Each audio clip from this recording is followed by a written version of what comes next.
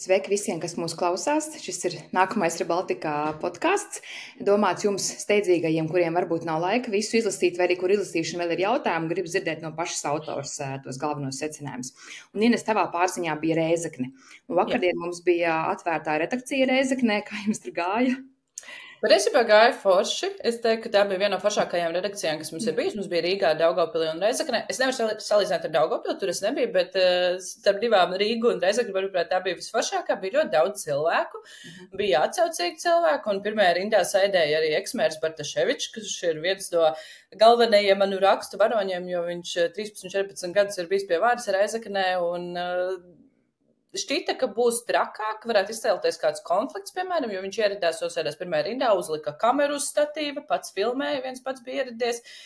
Ik pa laikam viņš jaucās nedaudz, bet man liekas, ka viņš ātri vien saprata, ka šeit nebūs aršana, ka mēs pārbaudām, ko viņš saka, ja viņš pateica kaut ko nepateicis, mēs nē, tā nav taisnība, teicām viņam faktus, un viņš ātri vien saprata, ka šeit cilvēki viņa nebaidās, un ka te nevarēs provocēt un stāstīt savas patiesības, un viņš īstenībā kaut kādā pusē arī aizgāja. Kur viņš liek tos video? Tu daudz sakoju pētīju, viņam ir TikToks, Viņam ir TikToks, viņš ir diezgan aktīvs TikTokā, Facebookā, Instagramā arī viņš ir, bet jā, TikToks un Facebooks ir galvenās viņa platformas. Redzēsim, kā viņš būs samontējis to saturu, gan jau, ka sev par labu, bet redzēsim. Jā, viņš nofilmēs to, kā viņš uzdod konfrontējošos jautājumus melīgajiem žurnālistiem. Un galvenais pie šā viss, kas, manuprāt, ir būtisks, ka viņš tev neatsaucās atbildēt uz jautājumiem, kad tu taisīji rakstus, vai ne? Jā, es vairāk kārt viņam zvanīju, un es vēl sūtīju kolēģi tur uz vietas Rēzeknē viņam palūgt ar saviem jautājumiem maniem. Nē, viņš teica, ka viņš ar mums nerunās, tāpēc, ka mēs rakstot visādas nepatiesības. Bet vakar es viņam vairāk kārt arī to visas publikas priekšā teicu, ka jums bija, gan es, gan Sanita, ka jums bija iespēja izteikties, mēs devām jums vārdu, jūs viņu neizmantojat, nu tad tagad tā nebūs tā vieta, kur jums atbildēt uz jautājumiem, jo mēs esam ieradušies sarunāties ar cilvēkiem. Un viņš apsolīja, ka viņš pēc vēlēšanām runāšot ar mani. Nu, tā kā gaidīsim.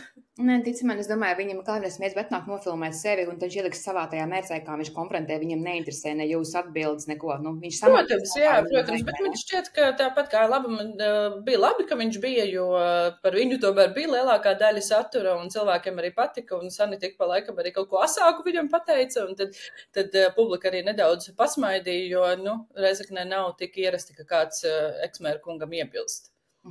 Nu labi, ejam pie eksmēra kunga, jo tie raksti arī tādi, diezgan šokējoši, man liekas, ja? Un tas viens no galvenajiem faktiem, ko es arī saliku priekš sevis, lai visu atcerētos, viņš ir bijis mērs gan arī 16 gadus, un tas viens no tiem galvenajiem... Nav 16 gadi, tev jārēķina līdz 23. gada beigām, kad viņu atlaida. Cik sanāk, tad kaut kādi 11? 13, 14, jā. Jā, un tas viens no tiem faktiem, ko es saprotu, ir tās, kā viņa ģimene. Viņš jau pats nē, tikai viņa ģimene ir guvuši šos labumus no iepirkuma un būvniecības tiem konkursiem pilsētā. Es saprotu, ka pamatā ir divas firmas, jā, ir viena pieder viņa sievai Olgai un brālim Mihailam Latgalī, un tad ir otra firma Latgales būve. Un tad pēdējos, tas nāk kaut kādu bišķi vairāk kā 10 gados, kopš 2019. gada, viņi ir ieguvuši iepirkumus kopumā par 37 miljoniem Es tev bišķiņ palabošu no 2009. gada. Es skatījos no 9. gada, kad viņš stājās amatā. Tātad visu viņu valdīšanas laiku. Ja viens smieklīgs fakts, kas vakar arī ļoti auditorijai patika, proti mums bija jāpiesakās, redakcija jāpiesakās, jums bija limitēts vietu skaits, un arī, lai mēs apmēram zinām, cik cilvēku būs, un vai vispār kāds atnāks. Un Bartaševičs kungs bija pieteicies, un viņš bija atsūtījies to pieteikšanos formu no e-pasta latgalie@inbox.lv, kas ir šīs firma, ar kuru viņš saka, ka viņam nekāda sakara nav, protams. Un to mēs arī vakar redakcijā pateicām, auditorija pasmējās, un viņš tā samulsa, ka mēs esam pateikuši. Bet, jā, tātad divas firmas, Latgalie, kas pieder viņa brālim un sievai, un Latgales būve, kas ir pilnsabiedrība, tur ir Latgalija arī iekšā, bet patiesais labuma guvējs šajā Latgales būvē ir Mihaila sieva. Tātad Bartaševiču ģimenei divi lieli būvniecības uzņēmumi Rēzeknē, un viņi no 2009. gada, kad Bartaševičs stājās amatā, ir barojušies no domes līgumiem, gan iepirkumiem, gan vienkārši slēgtiem līgumiem, jo iepirkums nevienmēr ir jārīko atkarīgs no summas, un viņi šajā laikā ir tikuši pie līgumiem ar domu vismaz 38 miljonu eiro vērtībā. Un iepriekš bija izskanējis ik pa laikam medijos, ka ir kaut kā, ka viņi uzvar iepirkumos un ka ir tur, viņi ceļ lielos objektus, bet nekad neviens nebija apkopojis, cik daudz tas ir. Un tas īstenībā nebija šausmīgi sarežģīts darbs. Viss, kas bija jāizdara, bija domai jāpieprasa informācija. Mēs pieprasījām, uzrakstījām oficiāli iesniegumu, lai mums izsniedz visus līgumus, sarakstu. Ilgi viņi gatavoja, atsūtīja, un tad mēs varējām apkopot, paskatīties, kāds tas vēriens ir bijis, jo mēs to vērienu maz nenojautām, ka tiešām uz katru stūru Rezeknē ir Latgalijas vai Latgales būves objekti, un viņi pusi Rezekni ir uzcēluši un diezgan daudz arī sapelnījuši ar to. Bet jāņem vērā, ka tie 38 miljoni tā, protams, nav tikai peļņa. Tie ir līgumi, kas slēgti. Tur jau par peļņu to dēvēt nevar. Cik ilgs laiks mums pagāja, lai dabūtu šos dokumentus? Jūs teicat, neviens kā nebija. Tas nebija tik grūti, bet patiesībā, jo tas nav arī tik vienkārši, cik ilgi viņi jūs, Protams, jāņem vērā, ka mēs iepriekš nebijām mēģinājuši. Es nezinu, vai kāds otrs bija, varbūt tad, kad Rezeknes mērs Bartaševičs bija pie varas, varbūt, ka tad no domas nemaz nevarēja tik viegli dabūt, lai gan mēs sūtījām oficiālu informāciju pieprasījumu, tāpat caur tiesu drīzāk varētu dabūt. Man šķiet, ka viņi izmantoja tās 30 likumā atļautās dienas, kad atbildēt, bet man jāsaka, es nezinu, vai apzināti vai neapzināti, bet tā informācija bija kļūdaina. Tā informācija, ko man atsūtīja, bija kļūdaina, nebija tā, ka es varēju nopublicēt, kur ir. Man bija jāpārbauda, es salīdzināju to, ko es varēju salīdzināt. Es salīdzināju iepirkumu uzraudzības biroju, tur reizēm bija tā, ka viņi ir atsūtījuši, ka līgums ir bijis tur par kādiem 100 000, paskatos, ja tur ir miljons, viņi ir aizmirsuši nullīti pielikt. Viena nullīti, kurš tad par kaut ko tādu iespringst? Jā, man grūti spriest, vai tā bija tāda paviršības kļūda vai apzināta rīcība, bet bija vairāk šādi iepirkumi, kur es sapratu. Man vienkārši izskatījās, kā viņi varēja baseinu uzbūvēt par 100 000 ārā, un es paskatos, miljons tomēr. Kā tas ir iespējams? Kā tas ir iespējams kopš 9. gada, tas ir vairāk kā 10 gadus, ja, ka visu laiku uzvar mēra? Mērs jau pats nē, tikai tā viņa ģimene, viņš jau pats droši vien saka, ka viņš neko nezināja, viņš distancējās, vai ne, kā es saprotu? Jā, zin kā, te ir divas lietas. Es domāju, ka tur viņa ietekme un vara tika izmantot. Es nevaru neko apgalvot, man nav pierādījumi, bet tas izskatās ļoti savādi, protams. Un es domāju, ka tā ir varas izmantošana, jo viņš pats nav it kā piedalījies iepirkuma komisijā, nav parakstījis līgumu ar viņiem, un tad uz papīra rokas ir tīras, un viņš visu kā izdarījis pareizi. Un likums arī to tiešām neaizliedz mēra ģimenei piedalīties. Bet skaidrs, ka arī ar visām iesaistītajām pusēm runājot Rezeknē un arī ar likumsargiem, Rezeknē bez Bartaševiča ziņas nekas domē nevarēja notikt. Tur ir ļoti vertikāla varas struktūra, un tiešām tas ir neticami, ka viņš vispār neiesaistījās šajā visā procesā. Bet uz papīra rokas ir tīrs, jo procedūra it kā ir izpildīta. Viņš nav piedalījies iepirkuma komisijā, viņš nav parakstījis līgumu, un tad neko knāps nevarot izdarīt. Es nezinu, tas viņš redz cilvēkos kaut kādu nihilismu sajūtu. Kā jau tas augšā, tur var šitā darīt, tad droši vien cilvēki attaisno, ka viņi ikdienā var kaut kādas lietas darīt. Es domāju, cik pamatots ir šis knāba attaisnojums, ka mēs jau neko nevaram izdarīt. Es domāju, ka tā ir tāda bezzobainība. Ja skatās pēc likuma burta, protams, ka viņi neko šajā situācijā nevar izdarīt, bet ir jau izmeklēšanas metodas, kurās var izdarīt. Es pieļauju, ka parunājot ar iesaistītajām pusēm, parunājot ar darbiniekiem, es nezinu, izmeklēšanas metodas jau ir dažādas, vai ne? Ja viņiem ir pietiekami pierādījumi, var izmantot visādas gan iefiltrēšanās, noklausīšanās un tā tālāk, bet tas jau ir tāds pamatīgs darbs, un tam noteikti vajag arī pamatojumu pietiekam, vai viņiem ir šis pamatojums, es nezinu, bet tiešām ļoti grūti noticēt būtu, ka viņš nav šajā iesaistīts. Ar sievu mājās par biznesu nerunā, sieva pat visu dara, vai ne? Jā, un skaidrs, ka, un vēl jau viena lieta ir jāņem vērā, uz papīra pelna tātad sieva, brālis un brāļa sieva, bet, būtu muļķīgi domāt, ka Bartaševičs nav īstais ieguvējs arī no tā visa, jo staigāja dārgās drēbēs, viņam vēl joprojām tiek izmeklēts, ka viņš nav deklarējis savus uzņēmumus, bet īpašumus Bulgārijā, sievai īpašumi Rīgā un brauc ar dārgu Mercedesu un visu, bet viņš vienmēr saka, ka tas man sievas, un tā kā viss ir uz sievas vārdu, un viņam pašam nekā nav. Līdzīgi kā Elksniņam arī, vai ne, kuram īsti nekā nepiedara, bet tu atļaujies ļoti dārgas drēbes, un arī Ušakom savulaik arī viņam arī nebija nekas īsti nepiederēja, bet dzīvoja Mežparkā mājās un arī brauc ar auto. Tā ir, jā, un tas, ko man reizeknieši arī daži teica, ka, Reizeknē, kā viņi vakaru teica, Reizeknē katrs koks zina, kas tad notiek, bet neviens nekad šo nav pateicis publiski, un tas, ka, paši cilvēki jau nevarēja pieprasīt šo informāciju vēl kaut kā, bet medijiem, manuprāt, tas gan bija jāizdara ātrāk. Bet visi jau redz, visi zina, bet nezina to apjomu. Nu, ja tur pa laikam es redzu, ka pie objektiem stāv dalība busiņu vēl kaut kā un redz, ka viņi tur iesaistīti, bet viens nezināja, cik milzīgi apmēra šī lieta ir. Nu, un tad tomēr ir viens gadījums tev bija, kur viens nesaistītiem sāk runāt, jo ir lielā apvainojums, ja. Tas ir, laikam, ir tas kaut kāds ironisks joks, bet, nu, ja tu zodzi, tad pēc tam arī uztur labas attiecības ar tiem cilvēkiem, kas ir bijuši iesaistīti. Izstāsti par to konfliktu un ko tu uzzināji par vienu no šiem sarunātājiem. Jā, tas bija par satiksmi, par to, kā Rēzekne savulaik nomāja autobusus. Tas ir diezgan sens stāsts. Proti, man sanāca iepazīties ar bijušo Rēzeknes satiksmes šefu. Un viņš bija savulaik arī saskaņā ar Bartaševiču, un viņi bija līdzgaitnieki un visu laiku strādāja kopā, bet tagad viņi sastrīdējušies jau vairākus gadus, un viņš arī domājis, ka viņš atklās noslēpumus, un viņš atklāja, kā tika sarunāta izsola, ka viņi tur ielika starpnieku un principā pārmaksāja par tiem autobusiem vairākus 100 000. Un kāpēc vispār mēs šo rakstījām? Viens ir, pirmkārt, reizekniešiem un sabiedrībai ir tiesības zināt, kā tiek izlietot viņu naudu, jo tas, kas ir jāatcer, tā ir nav kaut kāda mistiska pašvaldības nauda, tā ir cilvēku iedzīvotāja nauda, kuru varētu tik novirzīt dažādiem citiem mērķiem. Un otrs ir par to izsoli bija toreiz jau 12. gadā, nekā personīgs stāsts, ka izskatās šausmīgi. Es domāju, ka pēkšņi kaut kāds mazs uzņēmums reģistrēts Purciem dzīvoklī uzvar izsolē un te pašā dienā bez mazai noslēdz līgumu ar Reizeknes satiksmi, vienkārši tur mākslīgi tika ievietots starpnieks, kurš nopelnīja. Bet toreiz neviens nerunāja, visi teica, nē, visi ir kārtībā, tā vienkārši sanāca, bet tagad, tā kā viņi ir Bartaševiča to bijušo Reizeknes satiksmes šefu ir sastrīdējušies, un viņš sadusmots, un viņam tur sabojāta karjera esot Bartaševiča dēļ, un viņš tāds, tad es arī pastāstīšu. Tas, mums izdevās pastāstīt, kā tas toreiz tika sarunāts ar detaļām, un kas man likās interesanti, ka man tiešām šķiet, ka Latgalē cilvēki ir mīcīti no kaut kāda cita māla, jo skaidrs, ka tas cilvēks, viņš jau pats bija tajā schēmā. Nav jau tā, ka viņš stāsta par kaut kādu citu, viņš jau pats bija tajā schēmā, pats klausīja, pats cītīgi parakstīja dokumentus un visu un zināja, kas notiek. Un vienmēr šķiet, viņš pats arī kandidēja tagad, un man liekas, tev šis arī nedāk par labu, bet labi.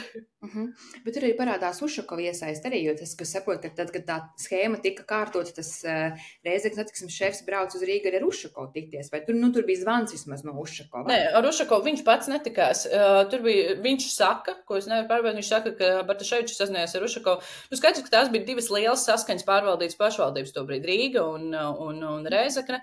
Un no Rīgas satiksmes tos autobusus pirka tātad Nils Ušakovs kapitāla daļu turētājs kā mērs. Viņš saka, ka tur Ušakovs esot zinājis, Ušakovs saka, ka neko nav zinājis. Cik viņš teiks? Protams, jā. Ušakovs teiks. Kāpēc tas ir beidzies ne ar ko? Arī tad, kad viņi nāk ārā un runā, ko Knābs par to saka? Knābs neko nesaka, tāpēc, ka tā nav Knāba atbildība.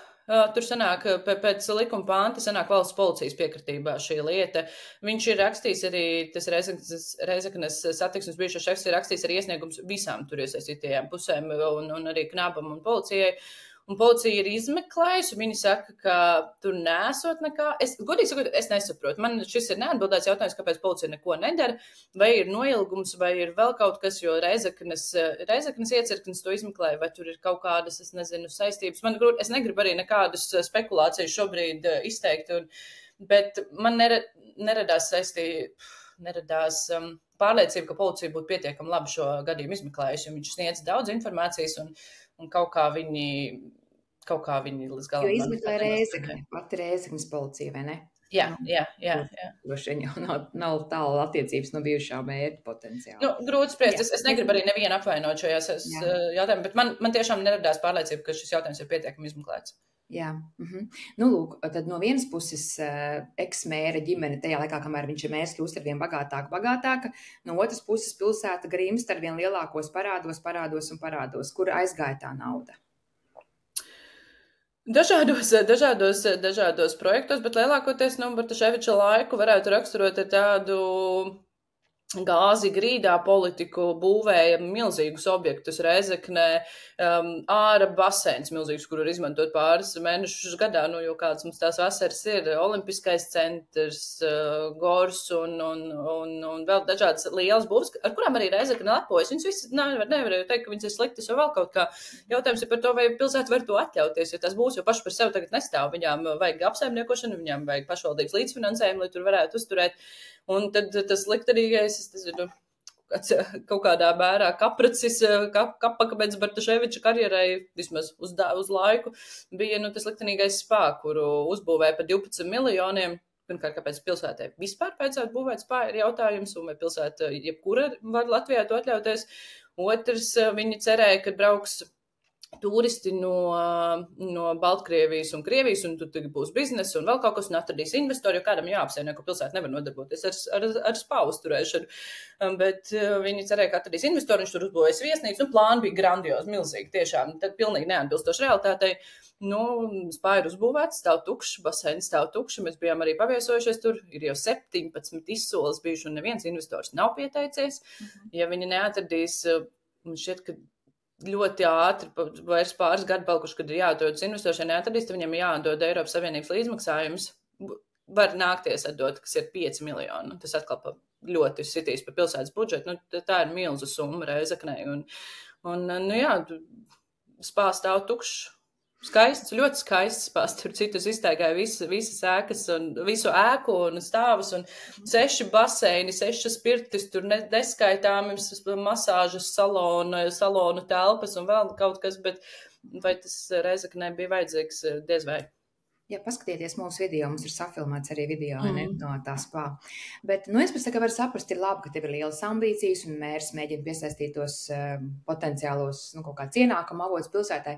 Bet no otras puses, lasot tavu rakstu par to, kā viņi komunicē ar Finanšu ministriju, ka tā jau sāk teikt, jūs pat daudz tērēt, un te nebūs pat algas, un tad kā viņi sāka šmuļīties pēc idejas, ka tur iekļauj, piemēram, budžetā, tur sociāldienas darbiniekiem tikai 10 mēnešiem algas, bet to neatšifrē. Tur tiešām tāda krāpniecība jau kaut kur izskatās. Bet, tāda visatļautības sajūta, viņi tiešām paši ticēja, ka tas kaut kā izies cauri, vai kā tev radās satieksmes? Tā Rēzekne tiešām bija pārvaldīta, ne vēl te Rēzeknē Bartaševiču mēdz dēvēt par caru, jo, ka viņa kā caristi tika pārvaldīta pilnīgi kaut kā neatbilstoši iespējām, kas pilsētā ir būvēt, slēpt un vēl kaut kas. Un 23. gadā vairs slēpt neko neizdevās. Parāda liela, jau ir 20% no budžeta ieņēmumiem, tātad vairāk aizņemties viņa valsts kasē nevar. Bet viņi kaut kā sāka zvanīt uz Finanšu ministriju un interesēs, ka viņiem tomēr gribētu tos bišķiņi aizņemties, un viņiem tur trūks naudas. Un tad Finanšu ministrijai bija pārsteigums, jo kāpēc jums trūks naudas? Jums taču viss kārtībā izskatās. Bet izrādās, ka viņi tur slēpuši arī pa laikam ir, un teikt arī 23. gada budžetu taisot, viņi bija paslēpuši to, ka viņiem nepietiek algas pat izmaksāt saviem darbiniekiem. Un vienkārši rakstīja tur summu, kas pietiks 8 mēnešiem, vēl kaut kas, bet kā viņi bija plānojuši to ilgtermiņā noslēpt, nezinu. Ir dažādas versijas, bet visdrīzāk šo vairs nevarēja noslēpt. Protams, iespējams, viņi arī iepriekš tieši tā ir slēpuši. Neviens jau nav revīzijas milzīgs bijuši par iepriekšējiem gadiem. Par to gadu ir bijusi valsts kontrolas revīzija un tā, bet ļoti iespējams, ka tas ir bijis ilglaicīgi un kaut kā tika cauri un cerēja, ka arī šoreiz tā būs, bet kaut kad jau tai piramīdē pienāk gals. Un ja es saprotu, tad šobrīd pie tās konkurences, kas ir pirms gaidāmajām pašvaldību vēlēšanām, tomēr joprojām ir liela varbūtība, ka viņi atkal ievēlēs cilvēki.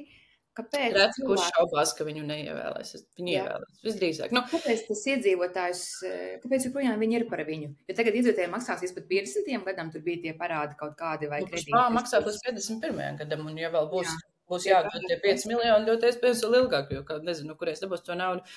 Man grūti spriest, godīgi sakot, es neesmu sapratusi, man tas ir nesaprotami, ne tikai Rēzeknes, bet arī dažādu citu pilsētu kontekstā, kā cilvēki var gadiem ilgi balsot par to, kurš pilsētu ved nevisai labā virzienā un pats kļūst tikai bagātāks. Ļoti iespējams viņi piever acis, ļoti iespējams neredz, kaut ko viņš arī dara, viņš izremontē pagalmu, izremontē skolu, mums tur ir baseins un vēl kaut kas, kā ir tas vecais teiciens, ko arī šeit par Lembergu daudz teica, ka viņš zog, bet dalās, tur arī tur ceļš uzbūvēts un vēl kaut kas, un es domāju, ka viņi, bet ne visi Rēzeknieši, ir Rēzeknē arī cilvēki, kas seko līdzi un kas nekad nebalsotu par Bartaševiču, bet kāpēc viņam izdos tik daudz, es nezinu, man nav atbildes, man tiešām ir grūti izprast šo. Bet, kā ir ar to informācijas pieejamību? Tu pateici, piemēram, mēs jūs pirmo reizi saskaitījāt tagad tos visus iepirkumu kopsummu. Es pieļauju, ka ir droši vien, ka tad arī vienai daļai Rēzeknieši, ja viņi vispār kaut ko patērē, jautājums, kuras medijas viņi patērē, ne? Kas arī varētu būt pirmo reizi tā ziņa. Cik daudz viņi patiesībā saņem informāciju, kas tur notiek tā kā no neatkarīgiem medijiem, cik daudz ir vienkārši Bartaševiča TikToks, kur viņš atnāk pats sev safilmē līdzīgi kā no mūsu pasākuma. Droši vien viņš iegriezīs sevi atkal tajā cietēja vai kaut kādā labā gaismā. Kāda ir tā informācija, kas cilvēkiem ir pieejama? Rēzeknē tādu pateicu brīvu mediju nemaz nav. Sanita vairāk par šo rakstīja un pētīja, tas, ka viņa Latgales medijas kopumā pētīja, bet atšķirībā no Daugavpils, kur vismaz ir kaut kādi centieni izveidot neatkarīgas medijas, Rezeknē nav. Rezeknē, lielākoties, jā, tas, ko saņem no vietējiem, ja nepievēršas tur sabiedriskais medijas vēl kaut kas, tad vietējie ir par slavinošu saturs Bartaševičam. Tā kā, nē, šo informāciju noteikti nevar atrast. Un vēl jau jautājums par informācijas pieejamību. Viens ir tas, kas ir medijos, vai es nezinu iepriekš, tā kā es sāku, tikai tagad strādāju ar to pilsētu, es nezinu, kā bija iepriekš vispār ar pieejamību informācijas žurnālistiem. Jo kāpēc mēs šo informāciju dabījām, pagaidu administrāciju tur ir. Pagaidu administrācijai nav ko slēpt, tie nav viņu varoņdarbi pēdiņās, līdz ar to viņu šo informāciju mums izsniedza. Vai Bartaševiča laikā žurnālisti varēja dabūt informāciju, es nezinu. Es tieši domāju par to, vai Bartaševiča laikā tu būtu tikusi iekšā tajā spā. Es ļoti protams, ka viņi būtu laiduši tajā spā. Nē, protams, ka nē. Jā, tieši tā. Ko saka vietējais žurnālists? Jūs ar tenis daudz strādājat kopā no Latvijas sabiedriskās medijā žurnālistu. Tenis, viņš saka, ka ir grūti. Sabiedriskie mediji patiesībā jāsaka, jau arī, nav tā, ka viņi par Rezekni tāds rokošos gabalus vai tādu ļoti lielu analītiku raksta. Viņiem ir ik pa laikam, bet tā studija uz vietas, kas ir Latgales studija, tur, cik es dzirdu, lielākoties tomēr ir par tādu kultūru, dzīvesveidu un to, kas notiek pilsētā, nevis tāda atmaskojoša saturs. Grūti viņam ir ar teni, viņš bēdīgs ir un grib ik pa laikam pamest, kā mēs visi žurnālisti, jo neredz vairs jēgu un nekas nemainās, bet viņš cenšas un tenis īstenībā bija milzīgs palīgs arī man, kurš man varēja pavirzīt kaut kādos virzienos, kur jāskatās vai ar kaut kādiem avotiem iepazīstināt un izvadāt par Rezekni, parādīt visu un ļoti labi, ka viņš tur ir, un viņš arī pa laikam raksta sadarbībā ar Delfiem. Viņiem ir bijušas publikācijas, man šķiet, vai TV, es neatceros, bet viņš arī uzfilmē kādreiz kaut ko iedod citiem medijiem. Tagad TV3 bija arī pirms pāris dienām viņa materiāls. Tā kā, bet viens nav darīt. Ko viens var izdarīt par to visu lielo sistēmu? Kā ir ar opozīciju? Jo parasti, ko tu vari likt kaut kā cerība ir aktīva opozīcijas, mēs varam būt tāds Bartaševičs tikai no opozīcijas, kurš tomēr tad nāk tā, lai būtu kaut kāds balans vismaz. Zini, man grūti spriest, man neradās sajūta, ka opozīcija ir pietiekami aktīva. Ir cilvēki, tur ir opozīcija un viņi cenšas kaut ko darīt, bet arī tas, ko man teica, piemēram, Finanšu ministrijā vēl kaut kas, mums iepriekš no opozīcijas neviena vēstule nav bijusi. Viņi sāka rakstīt tad, kad sāka izskanēt publiska informācija, ka Rezeknē ir finanšu grūtības. Iepriekš mums nekāda trauksme necēla. Līdz ar to jautājums ir, vai tā opozīcija pietiekami aktīva. Viņi tur ir, viņi arī vakar bija mums uz redakcijā iepazināmies, parunājoties ļoti sakarīgi cilvēki ar vēlmi kaut ko darīt, ir deksme, vai jautājums, vai viņiem, es nezinu, vai nepietiek resursu, vai es nezinu, bet es kaut kā nejūtu to, ka viņi var kaut ko mainīt. Katrā ziņā Bartaševičam nebija tā praksa kā Elksņiem, ka tu sedot opozīcijā arī amats, un tad tā tu viņu saklusini savā veidā. Nē, tur ir opozīcija. Vismaz es nezinu par visiem sasaukumiem. Iepriekšējā sasaukumā tā noteikti nebija. Es arī runāju ar vienu no deputātiem opozīcijas no LRA, un viņi teica, ka tur jau bija tā, ka, piemēram, ja domes darbinieki, kas nav ne deputāti, ne ievēlēti, nekas domē strādājošie, sarunājas ar opozīciju, tad viņi saņem aizrādījumus. Ka varbūt jums nevajadzētu tur tā ar opozīciju un kaut kāds dokuments viņiem izsniegt, tā kā viņš tur tā pārvaldīja visu. Līdz ar to es pieļauju, ka viņiem arī diezgan grūti var bijis piekļūt kaut kādai informācijai, jo ne viss ir bijis publisks. Vai tev ir pašai kaut kas vēl, ko tu gribi piebilst par šo tēmu, ko es tev neesmu pajautājusi? Es nezinu, man grūti spriest, man tas viss tagad šķiet tik pašsaprotams, bet tas, kas man kaut kā no vakardienas redakcijas ļoti palika sirdī, ka Rezeknē tiešām ir ļoti stipri cilvēki, kuri grib mainīt lietas, viņu varbūt nav daudz, varbūt baidās daļa, bet man šķiet, ka pilsētai ir iespējas mainīties, un es ceru, ka arī notiks, un ka viņi savāksies kopā un kaut kādu pilsonisko sabiedrību veidos, un varbūt nevalstiskās organizācijas un vēl kaut kādu veidu. Viss jau ir atkarīgs no cilvēkiem, un vienmēr arī visās publikācijās vēl kaut kur tas, ko es mēģināju parādīt, ir nav tā, ka Bartaševičs ir viens. Nevar visu vainu pateikt, kur viens šis vainīgais. Taču koalīcija, ar ko viņš strādā, viņš balsoja par tiem lēmumiem, kas viņam bija izdevīgi. Cilvēki, kas strādāja viņa domē, viņi taču to visu redzēja. Viņi varbūt tur neparakstīja dokumentus, bet viņi sagatavoja. Man šķiet, ka līdzvainīgi vismaz morāli uz sevi būtu jāpaskatās arī cilvēkiem, kas strādāja ar viņu un kas klusē par to. No otras puses, tas, ko man ir ļoti viegli runāt kā outsiderim, un es neesmu atkarīga ne no viena, tāpēc, ka mēs Reizeknē nestrādājam, man neviens nevar atlaist, un man neviens nevar padarīt par izdzīto sabiedrībā. Es pieļauju, ka viņiem ir grūti, tāpēc, ka viņiem ir bail. Un tas, ko es dzirdēju arī no vairākiem cilvēkiem, ka ir bail, arī no cilvēkiem, kas strādā pašvaldības domē, jo tevi atlaidīs, un kur tu pēc tam atradīs darbu. Un nevis tikai atlaidīs, bet pēc tam izdarīs tā, ka tu pēc tam nekur normālu darbu nevarēsi dabūt, pat ja tev ir izglītība, strādās par sētnieku, un ja cilvēkam ir ģimenes skaidrs, ka viņš nevar atļauties tādas greznības. Līdz ar to ļoti iedomīgi no manas puses, protams, teikt, jūs arī esat līdzvainīgi, jo tā situācija viņiem ir citāda nekā man. Es aizbraucu, izrunājos un varu uzbraukt Bartaševičam, jo no viņa ietekmes nekas nav atkarīgs dzīvē. Bet viņiem tur ir jādzīvo, un viņiem tur ir jāveido ģimenes un jāuzturas. Jā, bet ar šādu attaisnojumu mēs visi dzīvojam, tāpēc arī mēs visi kā valsts kopumā dzīvojam slikti, jo visiem ir, mēs arī redzam arī paši žurnālisti vidē, ka vienā kāds sliktais īpašnieks mēdījos, un cik žurnālisti pasaka, es to nedarīšu, un cik turpina darīt. Protams, tas vienmēr. Nē, protams, es neattaisnoju, bet es kaut kādā mērā saprotu, kāpēc ir. Es saprotu, ka man ir vieglāk, un es negribu izklausīties vienkārši arī augstprātīgi, jo viegli ir mācīt no malas, ka tev tur ir jādzīvo. Taisnoties šobrīd. Es domāju, tas arī tas, ko tu saki, bet tā realitāte tāda šobrīd ir, ko mēs varam vienkārši pateikt cilvēkiem, ka var arī anonīmi žurnālistiem uzrakstīt. Jā, tas ir tas, ko mēs arī vakar teicām, un arī tagad es pasaku, rakstiet man un noteikti sūtiet informāciju. Un tas ir tas, ko ņemiet piemēru no Daugavpils. Tur ir tāda grupa Facebookā Pilsēta LV, kas ir tāds sarkastisks atvasinājums no Gorot LV, viņu medija, kas nav neatkarīgs. Un viņi vienkārši anonīmi tur liek visādi saturu, un viņi mums ir sūtījuši, un mēs esam arī publikācijas rakstījuši pēc tam. Tā kā, ja ir bail ar savu vārdu, internets ir tik ļoti laba iespējamība darīt lietas anonīmi un sūtiet mums, un mēs skatīsimies, ko mēs varam darīt. Un vēl viena lieta arī, ko mēs ir mūsu žurnāls pienākums ir pasargāt informācijas avotu. Ja jūs vēršaties ar vārdu, tas nenozīmē, ka mums vienmēr ir jāpublicē mūsu vārds, bet jūsu vārds. Bet ja jūs pasakiet, kur ir kaut kāds dokuments, mēs jau zinām, piemēram, ko pieprasīt no tās domas, jo mēs zinām, ka tāda informācija ir. Tā kā reizēm var rakstīt ar savu vārdu, mēs jūs pasargāsim, tas ir mūsu pienākums. Ja tomēr ir bažu, tad uztaisiet anonīmu ēpastu, atsūtiet, mēs tāpat neko neminēsim anonīms ēpasts ar adresi tādu un tādu.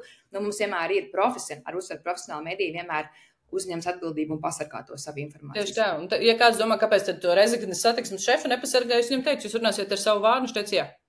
Laikam viss kaut kur ir izrunājies arī, es pieļauju, sasniedz tos iesniegumus, tur īsti nav vairs ko slēpt šeit. Jā, bet nē, mēs arī vakar tiešām arī teicām, pēc tam vēl palikām un runājāmies ar cilvēkiem, ka droši vērsieties pie mums, ja nezinu, ko darīt, zvans draugam, ja zvans man, tas, ka mēs ar Saneti smējamies, ka mums, tad, kad mēs sākam strādāt kādā pilsētā, mums tā kļūst par tādu bērniņu, kur mēs adoptējam, mēs Daugavpilsētu pirms vairākiem gadiem adoptējam, turpinam sekot līdz, kas tur notiek, un man šķiet, ka Reizekne ir arī kļūst par tādu mūsu bērnu, kuram mēs sekosim noteikti līdzi, jo man tiešām rūp, kas tur notiek. Esmu iepazinusies ar fantastiskiem cilvēkiem un tādas netaisnības noteikti kā mēs nav. Redzam, Knāba arī tas rūp, Knāba arī interesējies, kāpēc jūs adoptējat šīs pilsētas, ja?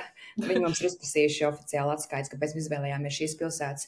Es sapratu no Bartaševiča, ka viņš ir rakstījis iesniegumus. Es nezinu, vai pēc viņa iesniegums ir jāpus, bet kaut kādiem viņu publiskajiem video esmu sapratusi, ka viņš raksta par mums Knābam, jā.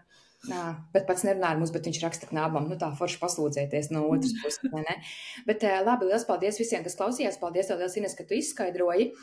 Tiem, kas vēlas redzēt tā redakcija atvērtā, kas bija vakardien Reizeknē, šodien, kad mēs to rakstam, tas bija vakardien, tā ir publiski pieejama Rebaltikas YouTube kontā.